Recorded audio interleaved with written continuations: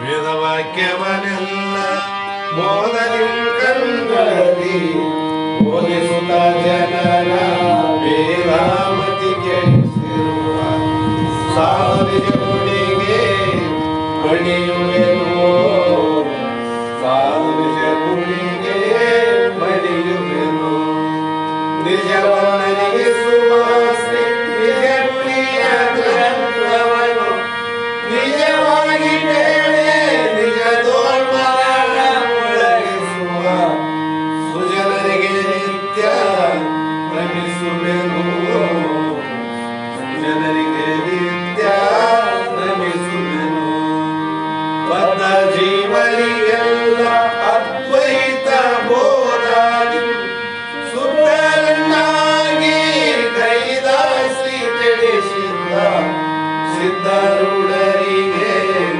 ಕಥನಪ್ಪೆ ಸಿದ್ಧರುಡರಿಗೆ ಕಥನಪ್ಪೆ ಬಾಳ ಬಲವೇ ಕಾಂತಕ್ಕೆ ಸರಿ ಬಾಳ ಗಂಜನೆ ಕೇಳುವಂತನಕ ಬಾಳ ಮೂಗುತ್ತ ನಿರ್ಪರಿ ಶಾಸ್ತ್ರನಂಬುವನಗಳು ಬಾಳ ಶಕ್ತಿಯ ಶೃಂಗರ್ಜನೆ ಬಾಳ ಕೇಳಿದ ಬಳಿಕ ಮೂಗವು ಬಾಳ ಕೇಳಲು ಬೇಕು ವೇದ ಎಂಬ ಶಾಸ್ತ್ರವನ್ನು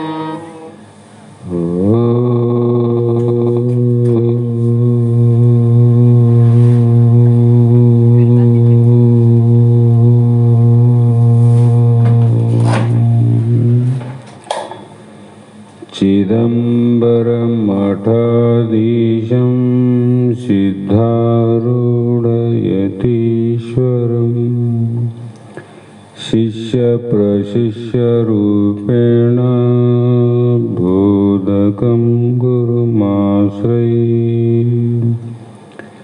यदङ्घ्रिकमलद्वन्द्वं तापत्रयनिवारणम् शान्तैकपदं देवं वन्दे सिद्धारूढमहं भजे वन्दे सिद्धारूढमहं भजे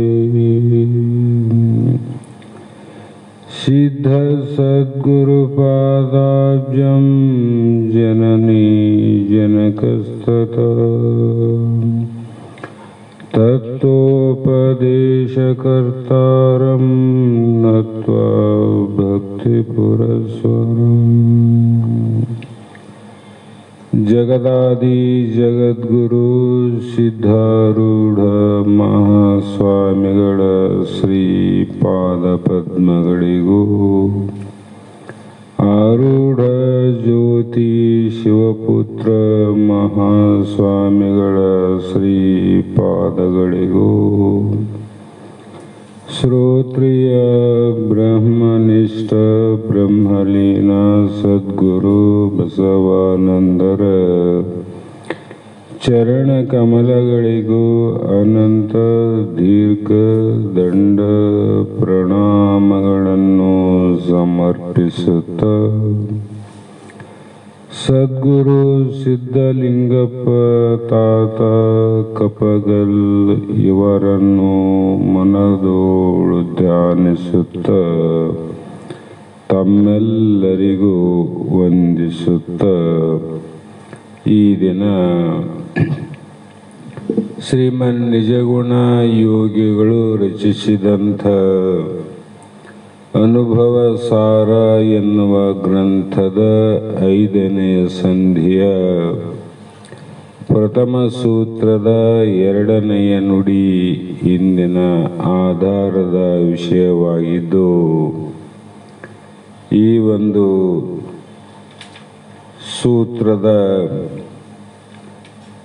ನುಡಿಯಲ್ಲಿ ಹಿಂದೆ ಹೇಳಿದಂತೆ ಗುರುಗಳನ್ನು ಆತ ಸ್ಮರಿಸಿ ಆತನನ್ನು ಕೀರ್ತಿಸಿ ಅರ್ಚಿಸಿ ವಂದಿಸಿ ಆತನಲ್ಲಿರುವಂಥ ಜ್ಞಾನವನ್ನು ಪ್ರಶಂಸೆ ಮಾಡಿ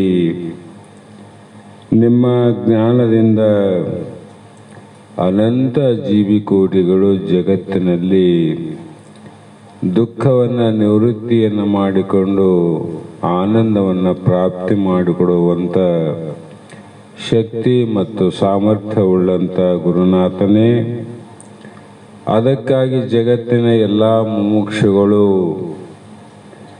ದೇವಾನುದೇವತೆಗಳನ್ನು ಮತ್ತು ಬ್ರಹ್ಮ ವಿಷ್ಣು ರುದ್ರಾದ ದೇವತೆಗಳನ್ನು ಕೂಡ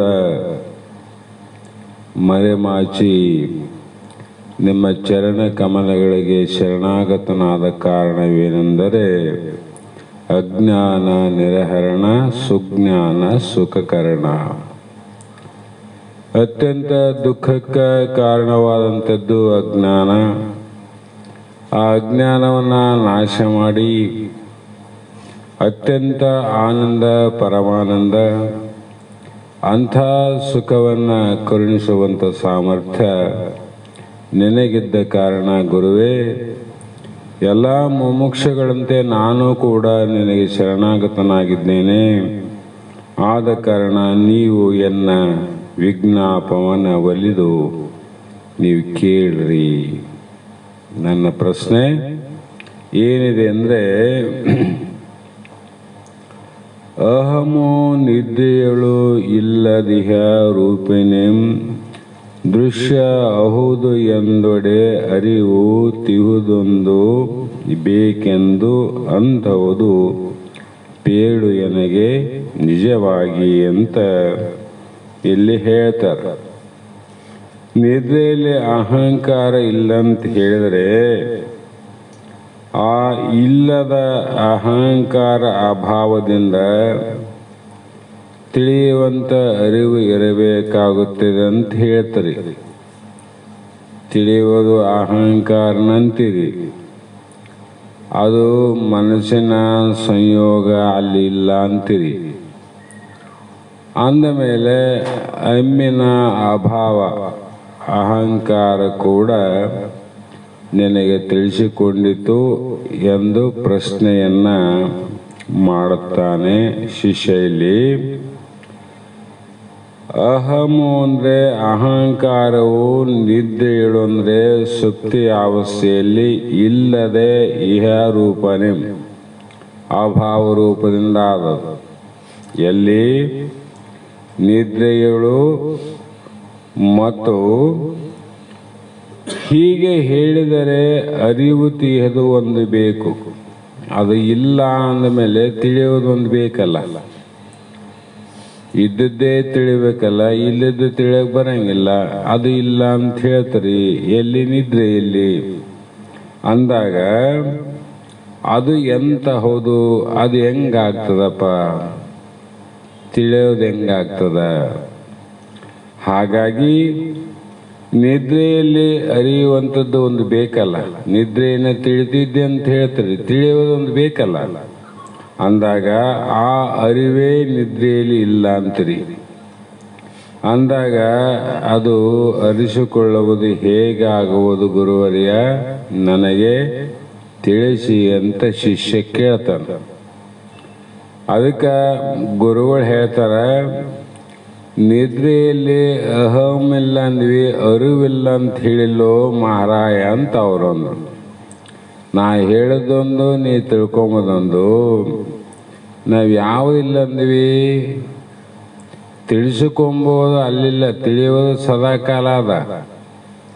ಈಗ ನಾನು ಇಲ್ಲಿದ್ದೀವಿ ಅಂದರೆ ಇಷ್ಟತನ ನೀವು ಯಾರು ಇದ್ದಿಲ್ಲ ಇಲ್ಲಿ, ಈಗಿದ್ರಿಲ್ಲ, ಈಗ ನೀವು ಕಾಣ್ತಿರ್ಲಿಲ್ಲ ನನಗೆ. ಇಷ್ಟತನ ಯಾಕೆ ಕಾಣಲ್ಲ? ನೀವಿದ್ದಿಲ್ಲ ಅಂತ ನಾನು ಕಂಡಿಲ್ಲ, ನೀವಿದ್ರೆ ಕಾಣ್ತಿದ್ರಿ. ಅದರಂಗ ನಾನು ನೋಡುವ ದೃಶ್ಯಗಳು ಇಲ್ಲದಿರಬಹುದು, ದೃಶ್ಯ ಇಲ್ಲದಿರಬಹುದು, ನಾನು ನೋಡುವ ದೃಕ್ಕೀನಿ, ಆ ದೃಕ್ಕೇ ಅರಿವು. ಅಂದ್ರೆ ನಾನೇನಿಲ್ಲ, ನೀವು ಇಲ್ಲ ಅಂತ ತಿಳ್ಕೊಂಡಾಗ ನೀನಿ, ನೀವೆಲ್ಲರ ಆನಂತನೂ ತಿಳ್ಕೊಂಡೇನಿ. ಹಾಗೆ ಚಿರನಿದ್ರೆಯಲ್ಲಿ ಅರಿವಿರೆ ತನ್ನ ದೇಹಿಯಾದ ಆಭರಣವಂ ಚೋರನು ಒಯ್ಯಲಾಗದು ಒಡಂ ನರನ ಅರಿಯನೆ ಏತಕಲೆ ದೇವ. ಆ ಅರಿವು ಆದಂತ ಹೇಳ್ತಾರಪ್ಪ, ಇರಲಿ. ಎಲ್ಲಿ ಚಿರನಿದ್ರೆಯಲ್ಲಿ, ನಿದ್ರೆಯಲ್ಲಿ ಭಾಗವ. ಚಿರನಿದ್ರೆ ಅಂದರೆ ಗಾಢವಾದ ನಿದ್ರೆ, ಅರೆ ನಿದ್ರೆ ಅಂದರೆ ಸ್ವಲ್ಪ ನಿದ್ದೆ, ಸ್ವಲ್ಪ ಎಚ್ಚರಿರ್ತದೆ. ಆ ಗಾಢವಾದ ನಿದ್ರೆಯಲ್ಲಿ ಅರಿವಿರೆ, ಜ್ಞಾನ ಇದ್ದರೆ ಚೋರನು, ಕಳ್ಳ ತಮ್ಮ ದೇಹದ ಮೇಲೆ ಇರುವಂಥ ಆಭರಣವನ್ನು ಒಯ್ಯುವಾಗ ಆ ತಗೊಂಡೋತಲ್ಲ ಆಭರಣ, ಕಳ್ಳ ಆಭರಣ ತಂದು ಹಾಕಕ್ಕೆ ಬರಂಗಿಲ್ಲ, ತಗೊಂಡು ಹೋಗಿ ಬಂದಿರ್ತಾನೆ, ಹೌದಿಲ್ಲ? ಆಗ ಹೇ ಗುರುವೇ, ಆ ಕಳ್ಳ ಮೈಯ ಮೇಲಿರುವ ಆಭರಣನ ಒಯ್ಯುವಾಗ ಮನುಷ್ಯನು ಯಾಕೆ ತಿಳಿಯುವುದಿಲ್ಲ? ಅವನು ಗೊತ್ತಾಗಬೇಕಲ್ಲ. ಗೊತ್ತಾಗ್ತದೇನು? ಇಲ್ಲ. ಅಂದ ಮೇಲೆ ತಾವು ಅರಿವು ಇದೆ ಅಂತ ಹೇಳಿದ್ರಿ, ಇದ್ರೆ ಕಳ್ಳ ಒಯ್ಯೋದು ಗೊತ್ತಾಗಬೇಕಾಯ್ತು ನೋಡು. ಹಾಗಾಗಿ ಆದ್ದರಿಂದ ನನ್ನ ಭಾವನೆಯಲ್ಲಿ, ನಿದ್ರೆಯಲ್ಲಿ ಅರಿವು ಕೂಡ ಇಲ್ಲ ಅಂತ ಹೇಳ್ತೀನಿ. ಜಾಗ್ರದಲ್ಲಿ ಆದಂತ ಒಪ್ಪಿಗೆ ಆಗ್ಯದ, ಸುಸುಪ್ತಿಯಲ್ಲಿ ಇದೆ ಒಪ್ಪಿಗೆ ಅದ, ನಿದ್ರೆಯಲ್ಲಿ ಇಲ್ಲ ಅಂತ ಹೇಳ್ಬೇಕಾಗ್ತದ. ಹಾಗಾಗಿ ಇಲ್ಲಿ ಮತ್ತೆ ಶಿಷ್ಯ ಹೇಳ್ತಾನ, ಮತ್ತೆ ನಿದ್ದೆಯಳು ಸಂವಿತ್ತಿಲ್ಲವೆಂದು ಕೆಲರು ಉತ್ತರಂ ಕೊಡುವರು. ಅಹಮಿಗಿಲ್ಲವೇ ಕಾಣಿಸುತ್ತಾ ಮಿಹುದು ಎಂತೂ ಕರುಣಿಪದು. ಅಂದರೆ ನನಗೆ ನೀವು ಸರಿಯಾಗಿ ಅನುಭವಕ್ಕೆ ಬರುವಂತೆ ತಿಳಿಸುವುದು. ಅದು ಮತ್ತೆ ಅಂದರೆ ಆಮೇಲೆ ಬಳಿಕ ಆ ನಿದ್ರೆಯಳು, ಯಾವ ನಿದ್ರೆ? ಹಿಂದಿನ ನುಡಿಯಲ್ಲಿ ಚಿರನಿದ್ರೆ ಅಂದಲ್ಲ, ಆ ಗಾಢವಾದ ನಿದ್ರೆಯಳು ಸಂವಿತ್ತಿಲ್ಲವೆಂದು ಅಂದರೆ ತಿಳಿಯುವಂಥ ಜ್ಞಾನ ಇಲ್ಲಂತ ಕೆಲರು.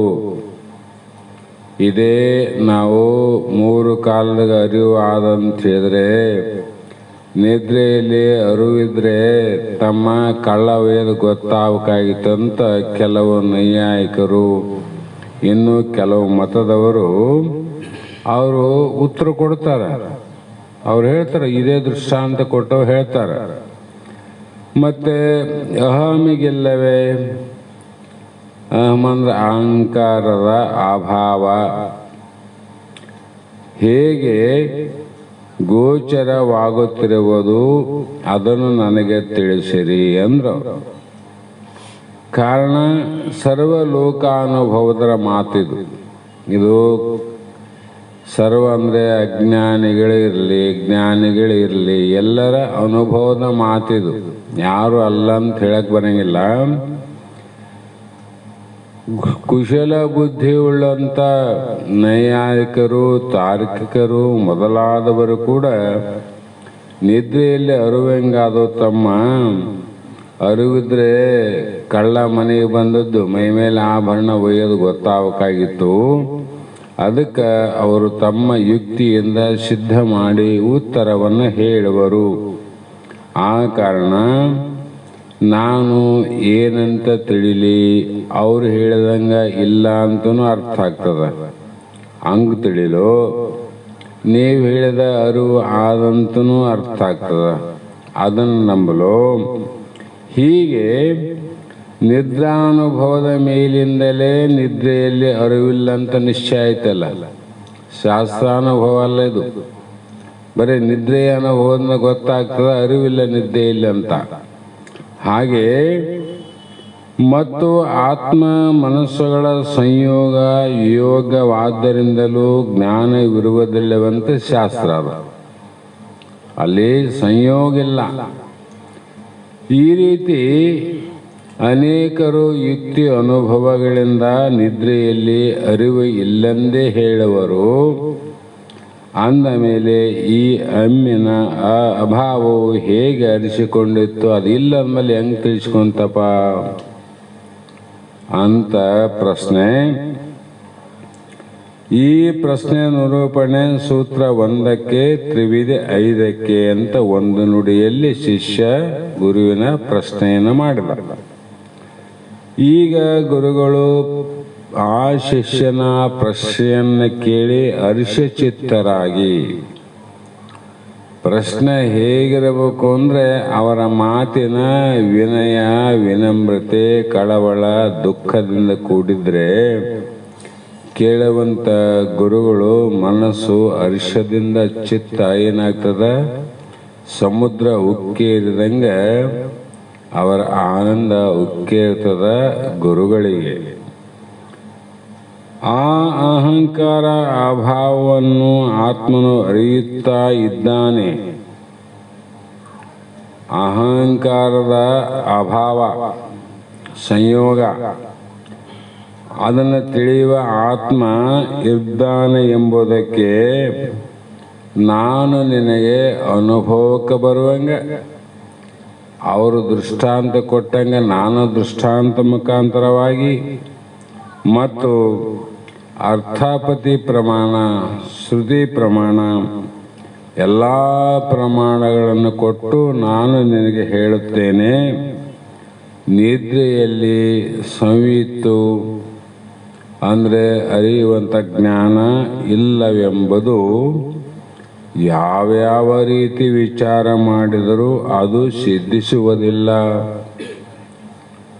ಸಿದ್ಧ ಮಾಡೋಕ್ಕಾಗೋದಿಲ್ಲ. ಅವರು ಮಾಡ್ಯಾರ ಮಾಡಲಿ, ನಾನು ಹೇಳ್ತೀನಲ್ಲ ಅದನ್ನು ಸಿದ್ಧಪಡಿಸಲಿಕ್ಕೆ ಆಗುವುದಿಲ್ಲ. ಅಂದರೆ ಅಪಸಿದ್ಧಾಂತವಾದನೇ ವಿನಃ ಸಿದ್ಧಾಂತವಾದ ಅಲ್ಲ ಎಂಬುದನ್ನು ಈಗ ಈ ಸೂತ್ರದಲ್ಲಿ ಗುರುಗಳು ಪ್ರಾರಂಭ ಮಾಡ್ತಾರೆ ಶಿಷ್ಯನಿಗೆ ಹೇಳಲಿಕ್ಕೆ.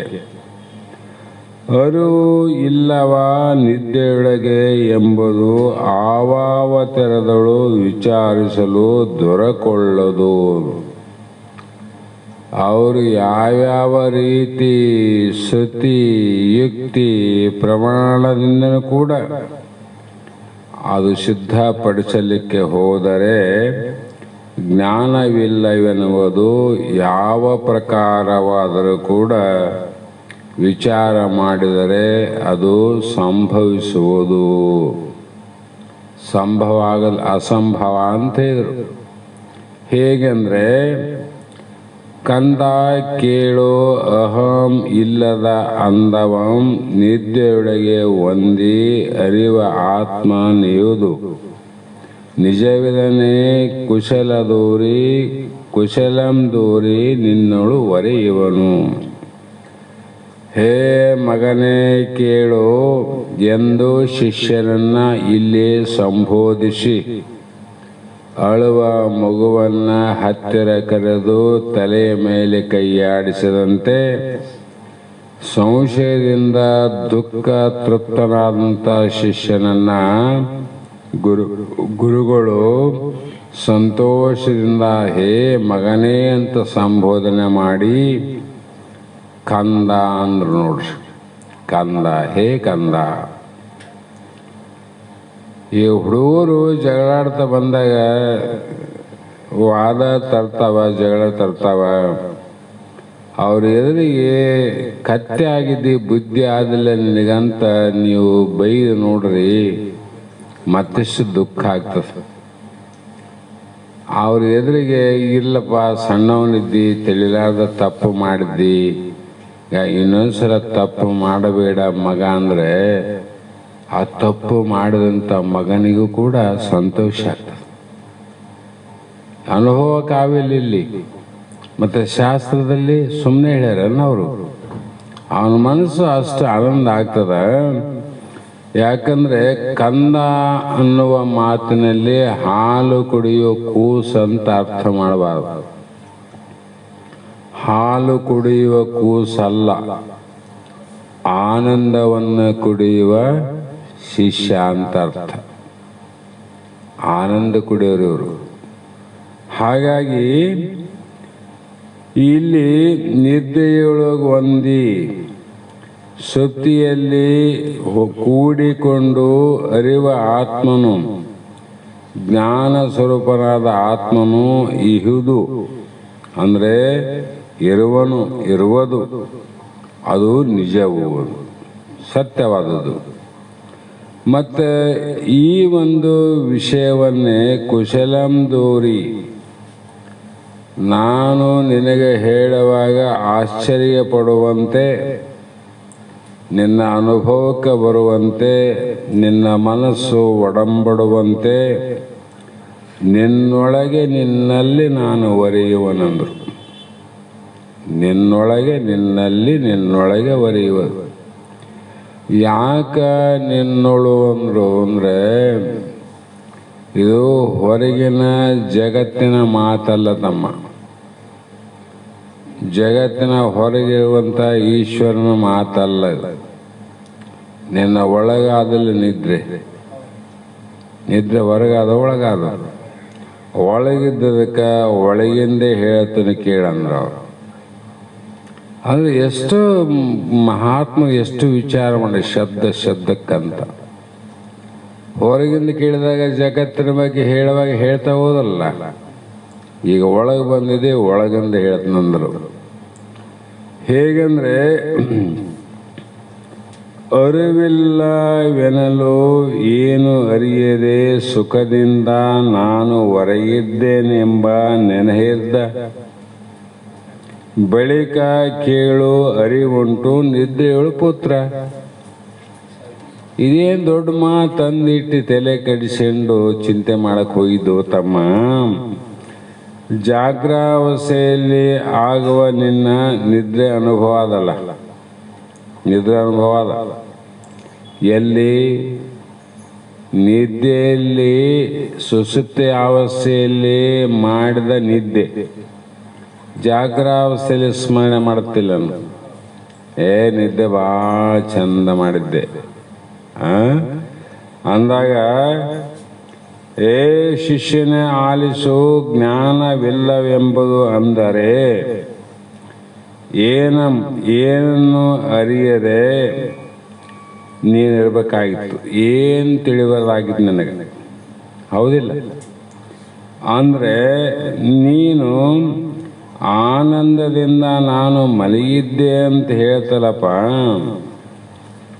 ಹೀಗೆಂಬ ಸ್ಮರಣವು ಇದ್ದ ಬಳಿಕ ನೀನು ಅಲ್ಲಿ ಅರಿವು ಆದಂತಂತಿದ್ದೋ ಇಲ್ಲ ಅಂತ ಹೇಳ್ತಿದ್ದೋ, ನಿನ್ನ ಅನುಭವಕ್ಕೆ ಬಂತ ಇಲ್ಲೋ ಅಂದಾಗ ನಿದ್ರೆಯಲ್ಲಿ ಅರಿವ ಜ್ಞಾನ ಉಂಟು ಅಂತ ನಿನ್ನ ಅನುಭವದಿಂದ ತಿಳ್ಕೊ. ಅವ್ರು ಹಂಗೆ ಹೇಳಿದ್ರು, ಇವ್ರು ಹಿಂಗೆ ಹೇಳಿದ್ರು, ಅದನ್ಯಾಕೆ ವಿಚಾರ ಮಾಡ್ಕೋತಿದ್ದಿ? ನೀ ತಿಳ್ಕೊ. ಯಾಕಂದರೆ ನಿದ್ರೆಯಿಂದ ಎದ್ದ ಮೇಲೇ ಮನುಷ್ಯ ನಿದ್ರೆಯ ಆನಂದವನ್ನು ಸ್ಮರಣೆ ಮಾಡ್ತಾನೆ. ಎದ್ದ ಮೇಲೆ ನಾನು ಏನಂತ ಸ್ಮರಣೆ ಮಾಡ್ತಾನೆ ಅವನು ಸ್ಮರಣೆಯಲ್ಲಿ? ನಿದ್ರೆಯಲ್ಲಿ ನಾನು ಆನಂದವಾಗಿ ಮಲಗಿದ್ದೆ, ಸುಖವಾಗಿದ್ದೆ, ಏನನ್ನು ತಿಳಿಯದೆ ಅಂದರು. ಏನು ಗೊತ್ತಾಗಿಲ್ಲಪ್ಪ ನನಗೆ, ಆದರೆ ಆನಂದವಾಗಿ ಮಲಗಿದ್ದೆ ಅಂತ ಹೇಳ್ತಲ್ಲ. ಏನು ಗೊತ್ತಿಲ್ಲ ಎಂಬುದು ಅಜ್ಞಾನ, ಆನಂದವಾಗಿ ಮಲಗಿದ್ದೆ ಎಂಬುದು ಜ್ಞಾನ. ನಿನ್ನ ಅನುಭವಕ್ಕೆ ಅಲ್ಲಿ ಗೊತ್ತಾಯ್ತು. ಅರಿವು ಮತ್ತು ಮರೆಬಗಡ ಎರಡನ್ನು ಅರಿಯುವಂಥದ್ದು ನೀನು ಅಲ್ಲಿ ಇದ್ದೆ ಅಂತ ಅಂದಮೇಲೆ ಈ ಸ್ಮೃತಿ ಜ್ಞಾನ ಆಯ್ತಲ್ಲ, ಆ ಸ್ಮರಣೆ ಜ್ಞಾನ ಅದರ ಮೇಲಿಂದ ತಿಳ್ಕೊ. ನಿದ್ದೆಯಲ್ಲಿ ಅರಿವು ಆದಂತ ತಿಳ್ಕೊ, ಇಲ್ಲ ಅಂತ ತಿಳಿಬೇಡ. ಯಾವುದಾದರೂ ಒಂದು ಪದಾರ್ಥದ ಸ್ಮೃತಿ ಅಥವಾ ಸ್ಮರಣೆ ಆಗಬೇಕಾಗಿದ್ರೆ ಆ ಪದಾರ್ಥದ ವಸ್ತುವಿನ ಅನುಭವವಾಗಬೇಕಾಗುತ್ತದೆ. ನಾವು ನೋಡಲಾರದ ಎಷ್ಟೋ ಜಗತ್ತಿನ ವಸ್ತುಗಳಾವ, ಅವನ್ನ ನೆನಪು ಬರ್ತವೆ. ನಮಗೆ ನೆನಪೇ ಬರಂಗಿಲ್ಲ. ಕನ್ನಡಿ ಅಂದಾಗ ನಮಗೆ ನೆನಪು ಬರ್ತಾವ. ಎಲ್ಲರ ಮನೆಗೆ ಜೋಗ ಮಾರುವಂಥ ಕನ್ನಡಿ, ಇನ್ನೊಂದು ಕನ್ನಡಿ ಎಲ್ಲರಿಗೂ ನೆನಪಾಗ್ತಾವ. ವಜ್ರಗನ್ನಡಿ ಅಂದಾಗ ನೆನಪಾಗ್ತದೇನು? ಅದು ನೋಡೇ ಇಲ್ಲ. ಅದು ವಜ್ರಗಂಡೆ ಅಂದರೆ ಸ್ಮೃತಿಯಲ್ಲಿ ಬರೋಂಗಿಲ್ಲ, ಬಾಯಲ್ಲಿ ಬರಬಹುದು. ಅವ್ರಂತಾರಂತ ಅಂತೀವಂತ. ಸ್ಮೃತಿ ಅನುಭವ ಆಗ್ತದೇನು? ಸ್ಮೃತಿ ಅನುಭವ ಯಾಕಾಗಲಿಲ್ಲ? ಅದನ್ನ ಪದಾರ್ಥ ನೋಡೇ ಇಲ್ಲ ಅಂತ. ಹಾಗಾಗಿ ಆ ಒಂದು ಅನುಭವದ ಸಂಸ್ಕಾರವೇ ಚಿತ್ತದಲ್ಲಿರುತ್ತದೆ. ಇದು ಮುಖ್ಯವಾದ ಮಾತು. ಹಿಂದೆ ನೋಡಿದ್ದೇ ಚಿತ್ತದಲ್ಲಿರುತ್ತದೆ ಅಂದಾಗ ಕೆಲವು ಕಾಲಾನಂತರ ಸಜಾತಿಯ ವಸ್ತುವಿನ ದರ್ಶನದಿಂದಲೂ ಅಥವಾ ಶ್ರವಣದಿಂದಲೂ ಆ ಸಂಸ್ಕಾರ ಅದೇನಾಗ್ತದೆ, ಉದ್ಬುದ್ಧವಾಗಿ ಸ್ಮರಣ ಆಗ್ತದೆ. ಸಂಸ್ಕಾರದಿಂದ ಅದಕ್ಕೆ ಬೇಕಲ್ಲ, ವ್ಯಕ್ತ ಆಗ್ಬೇಕಾದ್ರೆ ಸುಪ್ತ ಯಾವುದು ಆದಂದ್ರೆ ವ್ಯಕ್ತ ಆಗ್ಬೇಕಾದ್ರೆ ಅದಕ್ಕೊಂದು ಉಪಾಧಿಯ ಸಂಬಂಧ ಆಗಬೇಕು, ಪದಾರ್ಥದ ಸಂಬಂಧ ಆಗಬೇಕು. ಅದು ಯಾವ ರೀತಿಯೇ ಆಗಲಿ, ಅದು ಶಬ್ದದಿಂದನ ಸಂಬಂಧ ಆಗಬೇಕು, ಸ್ಪರ್ಶದ ಸಂಬಂಧನ ಆಗಿರಬೇಕು, ರೂಪ ಸಂಬಂಧನ ಆಗಿರಬೇಕು, ಸ್ಪರ್ಶ ಸಂಬಂಧನ ಆಗಿರಬೇಕು, ಗಂಧದ ಸಂಬಂಧನ ಆಗಿರಬೇಕು. ಈ ಸಂಬಂಧ ಇಲ್ಲದೆ ಯಾವುದೂ ಸ್ಮರಣೆ ಆಗೋದಿಲ್ಲ. ಉದಾಹರಣೆ, ಈ ಒಂದು ವಸ್ತುವನ್ನು ತೆಗೆದು ಸಿಹಿ ಆದಂತ ಇಡ್ತೀವಲ್ಲ, ಏನಂದ ನೋಡಿದಾಗ ಅದು ಕಹಿ ಅಂತೀವಿ. ಅದು ಕಹಿ ಸಿಹಿ ಅಂತ ಹೆಂಗ್ ಗೊತ್ತಾಯ್ತು ನಿನಗೆ? ಅನುಭವದಿಂದ, ವಸ್ತುವಿನ ಹಿಂದಿನ ಅನುಭವದಿಂದ ಈಗ ನೋಡಿದ್ರೆ ಗೊತ್ತಾಗ್ತದೆ, ಇದು ಕಹಿಯಾದ, ಇದು ಸಿಹಿಯಾದ. ಅದರಂತೆ ಸಂಸ್ಕಾರಜನ್ಯ ಜ್ಞಾನಂ ಶ್ರುತಿ ಎಂದು. ಪ್ರತಿಯೊಂದು ಅಜ್ಞಾನ ಆದರೂ ಕೂಡ ನಮಗೆ ಸಂಸ್ಕಾರದಿಂದನೇ ಹುಟ್ಟ್ಯದ. ಅಜ್ಞಾನ ದೇಹ ನಾನು ಅನ್ನು, ನಾನು ನನ್ನದು, ನನ್ನದು ಅಂತೇನದ ಹಿಂದಿನ ಸಂಸ್ಕಾರಜನ್ಯದಿಂದ ಹುಟ್ಟ್ಯದು. ಇವತ್ತ ಗೊತ್ತಾಗಿದೆ ಶರೀರ ನಾನಂತ. ಹಿಂದಿನ ಸಂಸ್ಕಾರವೇ ಆದಂದಮೇಲೆ ಜ್ಞಾನ ಸಂಸ್ಕಾರ ಆದರೂ ಕೂಡ ಇಂದು ಮಾಡಿದರೆ ಮುಂದೆ ಇದೇ ಸಂಸ್ಕಾರ ಆಗ್ತದೆ. ಹಿಂದೆ ಮಾಡಿದ್ರೆ ಆಗ್ತದಿಲ್ಲ. ಅದಕ್ಕೆ ಮಹಾತ್ಮರು ಯಾಕೆ ಒಳ್ಳೆಯ ಸಂಸ್ಕಾರವನ್ನು, ಸತ್ಯವಂತರ ಸಂಘವನ್ನು ಮಾಡು, ಸಂಸ್ಕಾರಜನ್ಯ ಅಂತಿದು. ಈ ರೀತಿ ಅನಂತ ಜನ್ಮದ ಸಂಸ್ಕಾರದ ಜ್ಞಾನವೇ ಸ್ಮೃತಿ ಎನಿಸ್ತು. ಸ್ಮೃತಿ ಅಂದರೆ ನೆನಪು ಅಂತ. ಯಾವುದೇ ಒಂದು ವಸ್ತುವಿನ ನೆನಪು ಆಗ್ತದಂದ್ರೆ ಹಿಂದಿನ ಅನುಭವದ ಮೇಲೆ ನೆನಪಾಗ್ಯದು, ಅನುಭವ ಇಲ್ಲ ಆಗ್ಯದು, ಅನುಭವದ ಮೇಲೆ ಆಗ್ಯದ. ಆದ್ದರಿಂದ ಈ ಒಂದು ನೇಮದ ಪ್ರಕಾರ ಜಾಗರಣದಲ್ಲಿ ಸುಖದಿಂದ ಇದ್ದೇನೆಂಬ ಸ್ಮರಣೆ ಆಗ್ತದಂದ ಮೇಲೆ ನಿದ್ರೆಯ ಸಂಸ್ಕಾರದಲ್ಲಿ ಆಗ್ಯದಲ್ಲಿ ನನಗೆ ಅನುಭವ ಆನಂದ. ಅಲ್ಲಿ ಆಗ್ಯದಿಲ್ಲ, ಆಮೇಲೆ ಅಲ್ಲಿ ತಿಳಿದ ಇಲ್ಲಿ ಹೇಳ್ತದಲ್ಲ ಅಂದಾಗ ಅಲ್ಲಿ ನಿದ್ದೆ ಇಲ್ಲಿ ನಿದ್ದೆ ಅಂತ ಅರ್ಥ ಆಯ್ತಲ್ಲ. ಅಲ್ಲಿ ತಿಳಿದದ್ದೇ ಇಲ್ಲಿ ಹೇಳಿದ್ದೆ ಅಷ್ಟೆ. ಅಲ್ಲಿ ತಿಳಿದೆ ಇಲ್ಲಿ ಹೇಳಿದೆ, ಆ ತಿಳಿಯವನ ಅಲ್ಲಿ ಇದ್ದೆ ಅಂತ ಅರ್ಥ ಆಯ್ತಲ್ಲ. ಮತ್ತು ಇಲ್ಲಿ ಹೇಳುವಾಗ ತಿಳಿದದ್ದು ಹೇಳ್ತದ್ದೋ ತಿಳಿಯಾರ್ದು ಹೇಳ್ತದ್ದೋ? ಮತ್ತು ಅಲ್ಲಿ ತಿಳಿಯುವಾಗಲೂ ನೀನು ಇದ್ದಿ, ಹೇಳುವಾಗಲೂ ನೀನು ಇದ್ದಿ, ಮತ್ತು ನೀನು ಇಲ್ಲ ಅಂತ ಹೆಂಗೆ ಹೇಳ್ತಿದ್ದಿ ಜ್ಞಾನ?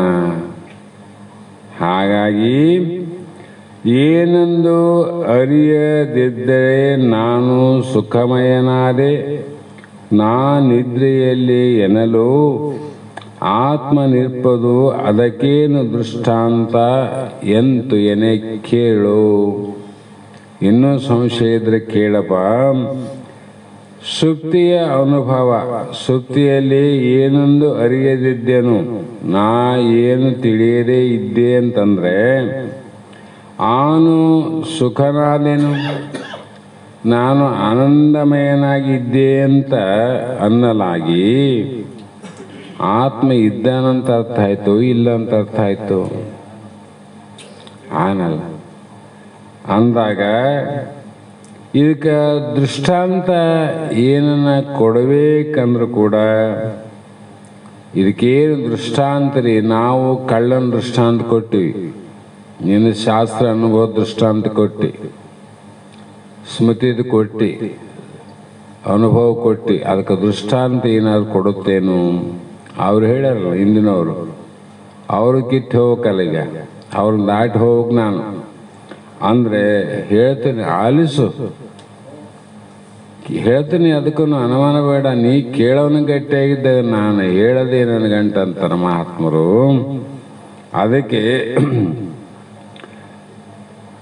ಏನು ಮಾಡಿದೆ ಎಂದಡೆ ಏನು ಇಲ್ಲ ಎಂಬುವ ಹಾನಿ ತನಗಿಲ್ಲದ ನಿರುದ್ಯೋಗಿ ಅಭಿಮಾನದಿಂದ ಇವುದು ವರೆವೆಂತೆ. ಏನು ಮಾಡಿದೆ ಎಂದಡೆ ಅಲ್ಲಿ ದೇವದತ್ತನ ಪ್ರಮಾಣ ದೃಷ್ಟಾಂತ ಹೆಸರು. ಇವತ್ತು ಇಷ್ಟೊತ್ತು ಏನು ಕೆಲಸ ಮಾಡಿದೆ ಅಂತ ಕೇಳಿದ್ರೆ ಅದಕ್ಕೆ ದೇವದತ್ತನು ನಾನು ಏನು ಮಾಡಲಿಲ್ಲ ಅಂತ, ನಾನು ಏನು ಮಾಡಲಿಲ್ಲವೆಂದು ಹೇಳುವನು. ಆತನಿಗಿಲ್ಲದೆ ಏನು ಮಾಡಲಿಲ್ಲ ಅಂತ ಹೇಳ್ತಾನ, ಮಾಡೋ ನಾನಿಲ್ಲ ಅಂತ ಹೇಳಿನೇನು. ಉದ್ಯೋಗ ಇಲ್ಲ ಅಂತ ಹೇಳಿದ, ತಾನಿಲ್ಲ ಅಂತ ಹೇಳಿಲ್ಲ, ನಿರುದ್ಯೋಗಿ. ಹೌದಿಲ್ಲ? ಇವತ್ತು ವ್ಯಾಪಾರ ಆಗಿಲ್ಲಪ್ಪ ಅಂದರೆ ನೀನಿಲ್ಲ ನಂಗಡೆ ಇದ್ದಿ. ಅದಕ್ಕಾಗಿ ಮಾತಿನ ಮೇಲಿಂದ ದೇವದತ್ತನೇ ಇಲ್ಲೆಂದು ಹೇಳಲಿಕ್ಕೆ ಬರುವುದೇ? ಅವನ ಮಾತಿನ ಮೇಲೆ ನಾ ಏನು ಮಾಡಲಿಲ್ಲಪ್ಪ ಅಂದರೆ ಅವನು ಇಲ್ಲ ಅಂತ ಹೇಳ್ತಾರೆ. ನೀವು ಹಂಗೆ ಅನುಭವ ಮಾಡ್ತೇನು? ಹೇಳಲಿಕ್ಕೆ ಬರಲಾರದು. ಯಾಕೆಂದರೆ ಅಲ್ಲಿ ಅವನ ವ್ಯವಹಾರ ಇಲ್ಲ, ಉದ್ಯೋಗ ಇಲ್ಲ ಅಲ್ಲಿ ಅಷ್ಟೇ. ಇದರಿಂದ ಉದ್ಯೋಗದ ಅಭಾವ ಹೇಳಿದಂಗೆ ಆಗ್ತೀವಿ ವಿನಃ ತನ್ನ ಅಭಾವ ಹೇಳಿಲ್ಲ ಅಲ್ಲಿ. ನಾ ಮೊದಲೇ ಹೇಳಿನಿ, ನಿಮ್ಮ ಅಭಾವ ಇಷ್ಟದನ ಯಾರಿದ್ದಿಲ್ಲ ಅಂದ್ರೆ ನೀವಿದ್ದಿಲ್ಲ ಅಂತ ಅರ್ಥ. ನಾನಿಲ್ಲ ಏನು ಮಾಡೋದ, ನಾ ಇಲ್ಲೇನು. ಆಮೇಲೆ ನಾ ಇಲ್ಲ ಅಂತ ನೀವು ಯಾರಿಲ್ಲ ಅಂತ ಹೇಳಿದಾಗ ನಾನಿಲ್ಲ ಅಂತ ಹೇಳಿದಂಗೆ ಆಯ್ತಾ ನಿಮಗೆ? ನಾನಿದ್ದೀನಿ ಅಲ್ಲ. ಅದೇ ಪ್ರಕಾರವಾಗಿ ಅಭಾವವನ್ನು ತಾನು ಹೇಳಿಲ್ಲ ಎಂಬುದು ನಿಶ್ಚಯ ಮಾಡಿತು. ತನ್ನ ಅಭಾವ ಹೇಳಿಲ್ಲ, ವ್ಯವಹಾರದ ಅಭಾವ ಹೇಳಿದ. ನಿಮ್ಮ ಅಭಾವ ನೀವಿದ್ದಿಲ್ಲ ಅಂತ ಹೇಳಿದೆ, ನಾನಿಲ್ಲ ಅಂತ ಹೇಳಿನೇನು. ನೀನಿದ್ರೆ ಯಾರಿಲ್ಲ ಅಂತಂದ್ರೆ ನಾನು ಇಲ್ಲ ಅಂತ ತಿಳ್ಕೊಂಬಿಟ್ಟು, ಕೂಡಿಸಿ ತಿಳ್ಕೊಂಬಿಟ್ಟು ನಾನೇನು ಮಾಡಲಿ? ಹಾಗಾಗಿ ದೃಷ್ಟಾಂತವನ್ನು ದ್ರಾಷ್ಟಾಂತದಲ್ಲಿ ಕೂಡಿಸಿ ನೋಡು. ಒಂದು ಕಾಣೆ ನಾನು ಎಂದುದ ಹಂತೆ ಲಯ ಹೊಂದಿರ್ಪ ಸುತ್ತಿಯಲ್ಲಿ ತಾನು ಇದ್ದೇನೆ ಹಿಂದೆ ನೀನು ಅರಿಬೋದು ಎಲೆ ವತ್ಸ. ಇಲ್ಲಿ ಉದ್ಯೋಗ ವ್ಯವಹಾರ ಇಲ್ಲ ಅಂತ ಹೇಳಿದ್ರಲ್ಲ, ಇಲ್ಲಿ ವ್ಯವಹಾರ ಯಾರ್ದಿಲ್ಲ ಅಂದರೆ ನಾನು ಏನು ಕಾಣಲಿಲ್ಲ, ನೋಡಲಿಲ್ಲ, ತಿಳಿಯಲಿಲ್ಲ, ಮಾಡಲಿಲ್ಲ ಅಂದರೆ ಅನುಭವ ಏನಾಯಿತು? ಅದು ಅರಿವಿನ ಅಭಾವ ಹೇಳಿಲ್ಲ. ನಾನೇನು ಮಾಡಲಿಲ್ಲ, ನಾನು ನೋಡಲಿಲ್ಲ, ನಾನಿಲ್ಲ ಅಂದಂಗೆ ಆಯ್ತು. ನೋಡವು, ಕೇಳವು, ಮಾತಾಡವು ಇಲ್ಲ ಅಂತ ಅರ್ಥ ಆಯ್ತಲ್ಲ. ಹೌದಲ್ಲ? ಅದರಲ್ಲಿ ಎಲ್ಲ ಇಂದ್ರಿಯಾದಿಗಳ ಅಭಾವ ಹೇಳ್ತಾರೆ. ಇಲ್ಲಿ ಇಂದ್ರಿಯಾದಿಗಳ ಅಭಾವ ಅದ. ಮತ್ತು ಅಲ್ಲಿ ಶ್ರೋತ್ರ, ತ್ವಕ್ಕು, ಜೀವ, ನೇತ್ರ, ಗ್ರಹಣ ಇದರ ಅಭಾವ ಹೇಳ್ದಂಗೆ ಆಯಿತು. ಹಾಗಾಗಿ ಅರಿಸಿಕೊಳ್ಳುವ ಅಹಂಕಾರದ ಅಭಾವ ಹೇಳಿದಂತಾಯಿತು. ತಿಳಿಸಿಕೊಳ್ಳುವ ಅಹಂಕಾರ ಇಲ್ಲ ಅಂತ ಕೇಳೋರಿಲ್ಲಪ್ಪ ಇವತ್ತಂತ ಹೇಳಿದಂಗೆ ಆಯ್ತು. ಕೇಳೋರು ಬಂದಿಲ್ಲ ಇವತ್ತು ನಂದು ಹೇಳಿದಂಗೆ ಆಯ್ತು, ಹೇಳೋರಿಲ್ಲ ಅಂತ ಹೇಳಿದಂಗೆ ಆಯ್ತೇನು? ಹಂಗೆ ಕಾರಣ ಅಮಾವಾಸ್ಯೆಯ ದಿನದ ಗಾಢವಾದ ಕತ್ತಲೆಯಲ್ಲಿ ಏನು ಕಾಣಿಸುತ್ತದೆ ಅಂತ ಕೇಳಿದರೆ ಏನು ಕಾಣಿಸುವುದಿಲ್ಲ ಅಂತ ಉತ್ತರ ಕೊಡ್ತೀವಿಲ್ಲ ಅಮಾವಾಸ್ಯೆ ಕತ್ತಲಲ್ಲಿ. ಅದರಿಂದ ಅವನಿಗೆ ಕಣ್ಣೇ ಇಲ್ಲ ಕುರುಡನೆಂದು ಕರೆಯಬಹುದೇ? ಅವನಿಗೆ ಏನು ಅಮಾವಾಸ್ಯೆ ಕತ್ತಲಲ್ಲಿ ಏನು ಕಾಣಿಸುವುದಿಲ್ಲ ಅಂತ ಹೇಳಿದ, ಅವನಿಗೆ ಕಣ್ಣೇ ಇಲ್ಲ ಅವನೇ ಇಲ್ಲ ಅಂತ ಹೇಳಿದಂಗೆ ಆಯ್ತೇನು? ಅವನಿಗೆ ಕಣ್ಣು ಉಂಟು. ಯಾಕಂದ್ರೆ ಕತ್ತಲಲ್ಲಿ ಕಾಣಲಾರದ ವಸ್ತುಗಳ ಅಭಾವವನ್ನು ತನ್ನ ಕಣ್ಣಿಂದಲೇ ನೋಡಿ ತಾನು ಹೇಳ್ತಾನೆ. ಕಣ್ಣಿದ್ರೆ ಮತ್ತೆ ಅಲ್ಲಿ ಏನು ಕಾಣಂಗಿಲ್ಲ ಅಂತ ಹೇಳೋನು ಅವನೇ, ಕಂಡವಂತವ ಹೇಳೋದು ಅದೇ ಕಣ್ಣಿನಿಂದನೇ. ಅದರಂತೆ ಕಾಣಿಸುವ ಪದಾರ್ಥಗಳ ಅಭಾವವನ್ನು ಹೇಳಿದಂಗಾಯ್ತು, ಹೌದಿಲ್ಲ? ಅಹಂಕಾರ ಇಲ್ಲಂದ್ರೆ ಅಹಂಕಾರದ ನವಗುಣ ಅಂತ ಹೇಳಿ ಧರ್ಮ ಅಧರ್ಮ ಸುಖ ದುಃಖ ರಾಗ ದ್ವೇಷ ಇವೇನು 9 ಗುಣಗಳಾವಲ್ಲ, ಇವುಗಳ ಅಭಾವ ಅಂತ ಅವೆಲ್ಲ. ಅದಕ್ಕಾಗಿ ಕತ್ತಲೆಯನ್ನ ಕಾಣುತ್ತಾನೆ ಎಂಬ ಅರ್ಥ ಆಯ್ತಿಲ್ಲಿ. ಇದರಂತೆ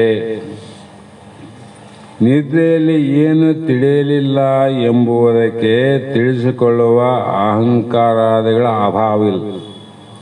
ಅಹಂಕಾರಾದಿಗಳ ಅಭಾವ ಅಥವಾ ಏನು ತಿಳಿಯಲಿಲ್ಲ ಎಂಬುದಕ್ಕೆ ಕತ್ತಲೆಯ ಸದೃಶ್ಯವಾದ ಅಜ್ಞಾನವನ್ನು ತಿಳಿಯುತ್ತಾನೆ ಅಂತ ಅರ್ಥ ಆಯ್ತಲ್ಲ. ಮತ್ತೆ ಅರಿವಿನ ಅಭಾವ, ಅರಿವಿನ ಭಾವ ಆದಂತ ಸಿದ್ಧ ಆಯಿತು, ಅರಿವಿನ ಅಭಾವ ಆಯಿತು. ಅರಿವಿನ ಭಾವ ಆಯಿತು, ಅರಿಸಿಕೊಳ್ಳುವ ಅಹಂಕಾರಾದಿಗಳ ತತ್ವದ ಅಭಾವ ಆಯ್ತಲ್ಲಿ, ಅವುಗಳ ಅಭಾವ. ನಿನ್ನ ಭಾವ ನೀನಿದ್ದಂತೆ ನೀನು ಹೇಳಿದಾಯ್ತಲ್ಲ. ಆದ್ದರಿಂದ ನಿದ್ರೆಯಲ್ಲಿ ಅರಿವು ಉಂಟೆಂದು ತಿಳಿ. ಸುಪ್ತಿ ಸಂಬಂಧವಾದ ಅಜ್ಞಾನದ ಜ್ಞಾನವಾಗಿ ಅದರ ಸ್ಮರಣವು ಜಾಗೃತದಲ್ಲಿ ಆಗುತ್ತದೆ ಎಂದು. ಇದು ಒಂದೇ ಗ್ರಂಥ ಅಲ್ಲ ತಮ್ಮ. ಯಾವ ಶ್ರೀಮದ್ ವಿದ್ಯಾರಣ್ಯ ಮಹಾಸ್ವಾಮಿಗಳು ಪಂಚದಶಿ ಎನ್ನುವಂಥ ಗ್ರಂಥದಲ್ಲಿ ಇದನ್ನು ವಿಶಾಲವಾಗಿ ಹೇಳ್ಯಾರ. ಬೇಕಿದ್ರೆ ಅಲ್ಲಿ ನೋಡಿ ನೀ ತಿಳ್ಕೋ. ಅಜ್ಞಾನದಲ್ಲಿ ಜ್ಞಾನವಿದೆ ಎಂಬ ಅರ್ಥವಾಗುತ್ತದೆ. ಕತ್ತಲ್ಲಿ ಕಣ್ಣಿದೆ ಅಂತ ಆಯ್ತಿಲ್ಲ, ಅಜ್ಞಾನದಲ್ಲಿ ಜ್ಞಾನ ಇದೆ. ಯಾಕಂದ್ರೆ ಅಜ್ಞಾನ ತಿಳಿದಿದ್ದೋ ತಿಳಿದಿಲ್ಲೋ ಅಂತ ಅಜ್ಞಾನ ಅವಸ್ಥೆಯಲ್ಲಿ ಜ್ಞಾನ ಆದಂತ ಅರ್ಥ ಆಯ್ತಲ್ಲ. ಇಲ್ಲಂತ ಹೆಂಗೆ ಹೇಳ್ತಿದ್ದಿ? ಯಾವ ಒಂದು ಅವಸ್ಥೆಯಲ್ಲಿ ಆದ ಅಂತಂದ್ರೆ ಇಲ್ಲಿ 3 ಕಾಲ ಇರೋದಂತ ಆದ. ಇಲ್ಲಿ ಬರ್ತದೆ ಸಂಶಯ. 3 ಅವಸ್ಥೆಗಳಲ್ಲಿ ಇರುವುದು ಸತ್ಯ. ಒಂದೇ ಅವಸ್ಥೆಯಲ್ಲಿದ್ದು ಮತ್ತೊಂದು ಅವಸ್ಥೆಯಲ್ಲಿ ಇಲ್ಲೋದೆಲ್ಲ ಮಿಥ್ಯ ಅಂದಾಗ ಆತ್ಮನು ಜಡನಾಗಿರುತ್ತಾನೆಂದು ನೈಯಾಯಿಕರು ಹೇಳುತ್ತಾರೆ. ಅಭಾವದನ್ನು ನೋಡಿ ಅವಕ್ಕ ಆತ್ಮ ಅಂತ ತಿಳ್ಕೊಂಡು ಅವ್ರು ಹೇಳ್ತಾರೆ. ಅವರು ಮೊದಲಿಂದ ಹೇಳ್ಕೊಂತ ಬಂದಾರ. ಅವರು ಮೊದಲಿಂದ ಅದು ಮತದ ನಿಯಮ ಅದ, ಮೊದಲಿಂದ ಹೇಳ್ತಾ ಬಂದಾರ. ಈಗ ಅದನ್ನೇ ಹೇಳ್ತಾರೆ ಅವರು. ಯಾಕೆ ಹೇಳ್ತಂದ್ರೆ ಇನ್ನೊಬ್ಬರು ಹೇಳೋದು ಸತ್ಯ ಅದು ಸುಳ್ಳಾದಂತ ವಿಚಾರ ಮಾಡಿ ಕೇಳುವಂತ ತಾಳ್ಮೆ ಇಲ್ಲದವರು. ಅವ್ರು ಎದುರಚ್ಚಿ ಬಿಡ್ತಾರೆ. ನಾವೇ ನಮ್ಮದೇ ಶ್ರೇಷ್ಠ ಅಂತ ನಿರ್ಣಯ ಮಾಡಕ್ಕೆ ಹೋದವರು. ಅವರು ಕೂಡ ಯಾಕೆ ವಾದ ಮಾಡ್ತಿದ್ದಿ? ನಿನ್ನ ಅನುಭವಕ್ಕೆ ಬಂದದ್ದನ್ನ ಮತ್ತೆ ಅನುಭವಕ್ಕೆ ಹೆಂಗ ಅವ್ರದ್ದು ಅಪಸಿದ್ಧಾಂತವಾಗಿ ನಿನಗ ಸಿದ್ಧಾಂತ ಆಗ್ಬೇಕು. ಅದು ಅನುಭವ. ಅವ್ರದ್ದೇನು ಕೇಳ್ತೀವಿ? ನನ್ನ ಮಾತು ಕೇಳಂದ್ರೆ ಇದನ್ನು ಸಿದ್ಧಾಂತ ಅಲ್ಲ, ಇದು ಶ್ರುತಿ ಪ್ರಮಾಣ ಸಿದ್ಧಾಂತ ಸ್ವಾನುಭವ ಬೇಕಲ್ಲ. ಹಾಗಾಗಿ ಇದು ನೈಯಾಯಿಕರು ಮತ್ತು ಇನ್ನೂ ಹಲವು ಮಾತದವರ ಬುದ್ಧಿ ಏನಾಗಿದೆ ತಮ್ಮ? ಭ್ರಮಣೆಯಾಗಿದೆ. ಅವರಿಗೆ ಬ್ರಹ್ಮಜ್ಞಾನ ಆಗಿದ್ರೆ ಈ ಭ್ರಮೆಯ ಮಾತನ್ನು ಆಡ್ತಿದ್ದಿಲ್ಲ. ಭ್ರಮೆ ಮಾತಾಡ್ತಂದ್ರೆ ಬ್ರಹ್ಮಜ್ಞಾನ ಆಗಿಲ್ಲ. ಹೀಗೆ ಲಂಬಿಕಾ ಯೋಗಿ ತಾನೆಂಬ ಬಗೆ ದೂರದು ಉಂಬುವ ಅಮೃತದಂದೆ ಚಿರಕಾಲ ಸುಖವೆದ್ದು ಬಳಿಕ ನೆನೆದು ಉಸಿರುವಂತೆ.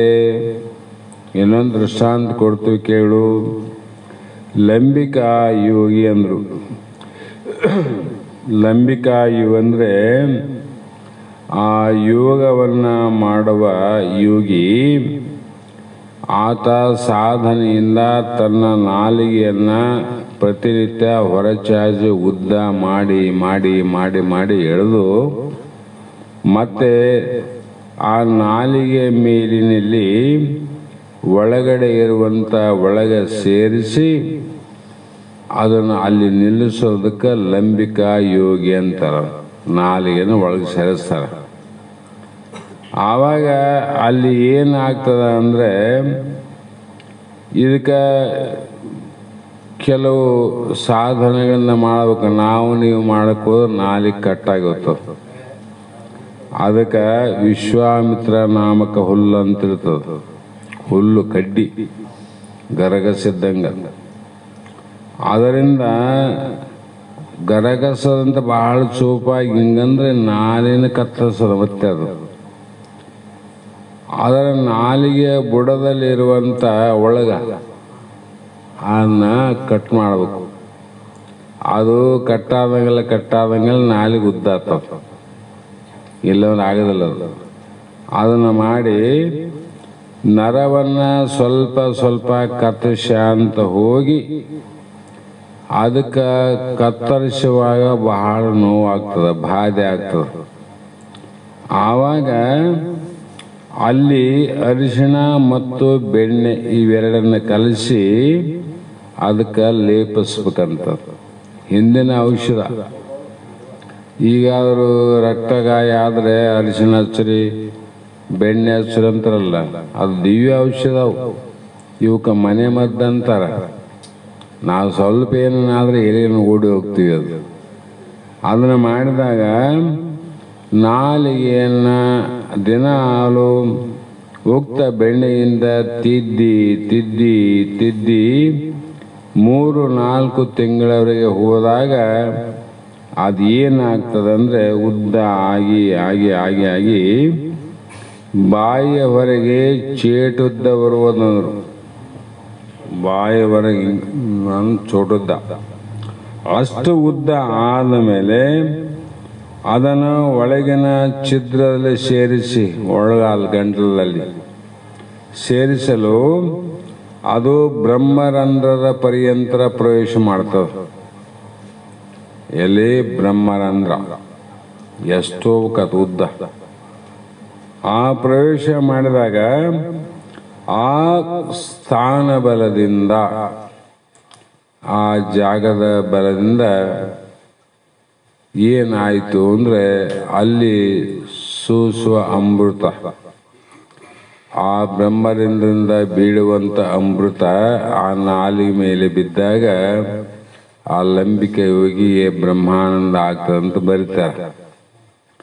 ಆದರೂ ಕೂಡ ಅದು ಇದಕ್ಕೆ ಲಂಬಿಕಾ ಯೋಗವೆಂದು ಹೇಳುವರು. ಈ ಯೋಗವುಳ್ಳ ಲಂಬಿಕಾ ಯೋಗಿಯು ಅಮೃತಪಾನವನ್ನು ಮಾಡುವಾಗ ಅವನಿಗೆ ನಾನು ಅಮೃತಪಾನ ಮಾಡುತ್ತೇನೆ ಎಂದು ಎಚ್ಚರ ಇರುವುದಿಲ್ಲ. ಅವನಿಗೆ ಅಲ್ಲಿ ಮಗ್ನ. ಆ ಯೋಗವನ್ನು ಬಿಟ್ಟು ಬಳಿಕ ಹೊರಗೆ ಬಂದಿಲ್ಲ. ನಾನು ಇಷ್ಟು ಹೊತ್ತಿನವರೆಗೆ ಸುಖದಿಂದ ಇದ್ದೆ ಅಂತ ಸ್ಮರಣೆ ಮಾಡ್ತಾನಿಲ್ಲ. ಅವಾಗ ಯಾಕೆ ಹೇಳಲ್ಲ? ಅಲ್ಲಿ ಆನಂದದಾಗಿದ್ದಾಗ ಅಲ್ಲಿ ಹೇಳಕ್ಕೆ ಬರೋಂಗಿಲ್ಲ. ಅದನ್ನ ಬಿಟ್ಟು ಹೊರಗೆ ಬಂದಾಗ ಹೇಳಕ್ಕೆ ಬರ್ತದೆ. ಹಾಗೆ ಆ ಯೋಗ ಕಾಲದಲ್ಲಿ ಅವನಿಗೆ ಯೋಗ ಸುಖದ ಅರಿವಾದ್ದರಿಂದಲೇ ಅರಿವಾಗದಿಲ್ಲ. ಅಲ್ಲಿ ಯೋಗ ಬಿಟ್ಟ ಬಳಿಕ ಆ ಸುಖವನ್ನು ಸ್ಮರಣೆ ಮಾಡ್ತಾನೆ. ಆದ್ದರಿಂದ ಅನುಭವವಾದದ್ದನ್ನೇ ಸ್ಮರಣೆ ಮಾಡ್ತಾರಂತ ಹೇಳ್ತಿದ್ದು, ಅನುಭವ ಇಲ್ಲದ್ದು ಮಾಡ್ತಾನೆ. ಮತ್ತು ನಿದ್ದೆಯಲ್ಲಿ ನೀನು ಆನಂದದ ಅನುಭವ ಮಾಡ್ತಿದ್ದಂದಮೇಲೆ ಮತ್ತು ಅಲ್ಲಿ ಅನುಭವ ಮಾಡಿದ್ದೆ ಹೊರಗೆ ಬಂದು ಹೇಳ್ತಿದ್ದಂದ್ರೆ ಅನುಭವ ಮಾಡಾಗ ನೀ ಇದ್ದೆಲ್ಲ. ನಂಬಿಕೆ ಯೋಗಿ ಅಲ್ಲಿ ಅಮೃತ ಕೂಡ ಇಲ್ಲೇನ ಅವನು, ಮತ್ತು ಹೊರಗೆ ಬಂದ್ಮೇಲೆ ಯಾಕೆ ಹೇಳ್ದ? ಅದ್ರಂಗ ನೀನು ಅಲ್ಲಿನೂ ಇದ್ದಿ ಅನ್ನುವ ಮಾತನ್ನು ಸಿದ್ಧ ಮಾಡಿಕೋ ಅನ್ನುವಂಥ ಮಾತನ್ನು ಇಲ್ಲಿವರೆಗೂ ಹೇಳ್ತಾ ಬಂದರು. ಇಲ್ಲಿ ಸಮಯ ಆಗಿದೆ. ಮಂಗಲವನ್ನು ಹೇಳಿ ಇವತ್ತಿನ ಶಾಸ್ತ್ರದ ವಾಕ್ಪುಷ್ಪಗಳನ್ನು ಗುರುಪಾದಕ್ಕೆ ಸಮರ್ಪಿಸಿ ನಾವು ನೀವು ಧನ್ಯರಾಗೋಣ ಅನ್ನುವಂಥ ಮಾತನ್ನು ಹೇಳಿ ಮಂಗಲವನ್ನು ಪ್ರಾರಂಭ ಮಾಡಿ.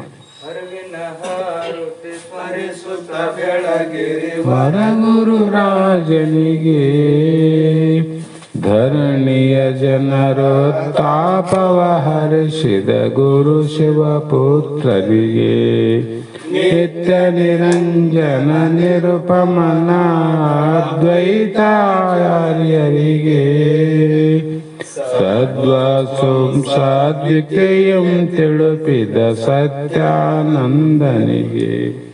ಗರಗರ ಶ್ರೀ ಗುರು ಮಡಿವಾಳೇಶನ ವರದಿಂ ಜನಿಸಿದಗೆ ಪರಮ ಸದ್ಗುರು ಶ್ರೀ ಸಿದ್ಧಾರೂಢರ ಕರುಣೆಯ ಕಂದನಿಗೆ ನಿಜ ಗುಣ ವಿರಚಿತ ಷಟ್ಶಾಸ್ತ್ರದ ಗುರುತನು ತಿಳಿಪಿದಗೆ ಮೆರೆಯುವ ಹುಬ್ಬಳ್ಳಿ ಶಾಂತಾಶ್ರಮದೊಳು ಹರುಷದಿ ವಾಸಿಪಗೆ ಹರವಿನ ಆರತಿ ಸ್ಮರಿಸುತ್ತ ಬೆಳಗಿರಿ ವರಗುರು ರಾಜನಿಗೆ ಧರಣಿಯ ಜನರು ತಾಪವ ಹರಿಸಿದ ಗುರು ಶಿವಪುತ್ರನಿಗೆ ಚೈತನ್ಯಂ ಶಾಶ್ವತಂ ಶಾಂತಂ ವ್ಯೋಮಾತೀತಂ ನಿರಂಜನಂ ನಾದಬಿಂದು ಕಲಾತೀತಂ ತಸ್ಮೈ ಶ್ರೀ ಗುರುವೇ ನಮಃ.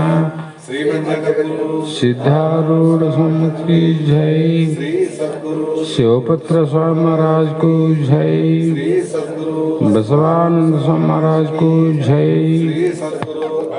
महाराज की सकल साधु संत महाराज की जय. जय मंगलम जय नमः पार्वती शिव हर महादेव.